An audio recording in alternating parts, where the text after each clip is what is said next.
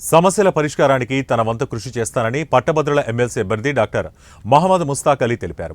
పెద్దపల్లిలోని MB గార్డెన్లో నిర్వహించిన సమావేశంలో ఆయన పాల్గొన్నారు. మొదట ప్రాధాన్యత ఓటుతో పట్టభద్రులు తనను గెలిపించిన తర్వాత యువతకు ఉద్యోగ ఉపాధి అవకాశాల కోసం తన వంతు కృషి చేస్తానని అన్నారు.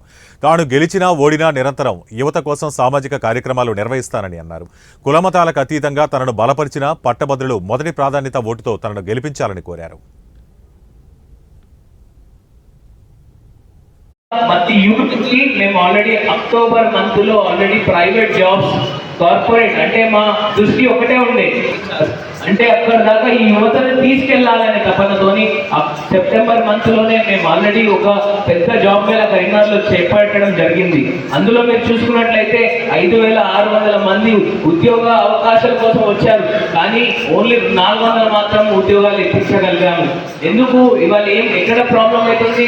నేను ఒక ఇంజనీరింగ్ కాలేజ్కి వెళ్ళాను, 2-3 ఇంజనీరింగ్ కాలేజ్కి వెళ్ళాను. అక్కడ ఉన్న ప్రొఫెసర్స్ గారు ఇక్కడ వచ్చారు.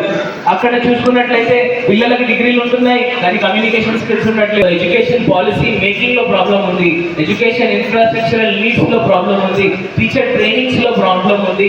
ఇంకా పెద్ద ఎత్తున ఒకవేళ మనం టీచర్ ట్రైనింగ్స్ పైన కానివ్వండి, డెవలప్మెంటల్ యాక్టివిటీస్ పైన కానీ కాన్సన్ట్రేట్ చేస్తే రానున్న తరాలు ఎవరైతే గ్రాడ్యుయేట్స్ ఉంటారో ఇవాళ మీరు చూస్తున్నారు Dubai, Singapore, Australia, Japan, Germany, America, US, London work from నేను రాలేదండి. నేను ఆల్రెడీ స్వచ్ఛందంగా 6 సంవత్సరాల నుంచి నేను ఆల్రెడీ సోషల్ సర్వీస్ చేస్తున్నాను. బ్లడ్ క్యాంప్స్ కానివ్వండి, నో టు డ్రగ్స్ ప్రోగ్రామ్స్ కానివ్వండి, పిల్లలకి జాబ్స్ దాకా తీసుకెళ్ళడం కానివ్వండి, స్కిల్ డెవలప్మెంట్ సెంటర్స్ పెట్టాలి అని చెప్పి సెంటర్లు కూడా మేము ఒక మనవి చేయడం జరిగింది. మీరు స్కిల్ డెవలప్మెంట్ సెంటర్స్ చూసుకున్నట్లయితే ఇక్కడ పెద్దపల్లిలో ఇంతకుముందు కలిసి ఉన్నప్పుడు డిస్ట్రిక్ట్స్ కరీంనగర్ బైఫర్కేషన్ కాకముందు